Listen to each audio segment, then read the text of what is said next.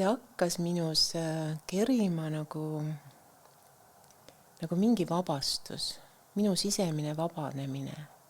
Ma sain aru, et vastused on minu sees ja need käed, mis tulevad ja aitavad mul varu ära võtta, on viis mind aidata, leida üles mind, minu tervikut, minu tasakaalu.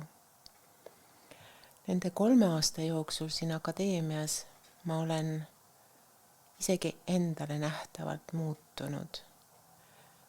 Olen leidnud tasakaalupunkte, olen leidnud vastuseid paljudele mind puudutavatele küsimustele ehk nendele, mis on olnud primaarsed. Edasi õppides ja vaadates ja kogedes on tekkinud uued küsimused, sügavamad, laiemad. Need on viinud mind edasi minu teekonnal. Ma arvan, et see on koht, kus saab vastuseid endast, elust, ümbritsevast ja isegi universumist. Me oleme kõik üks.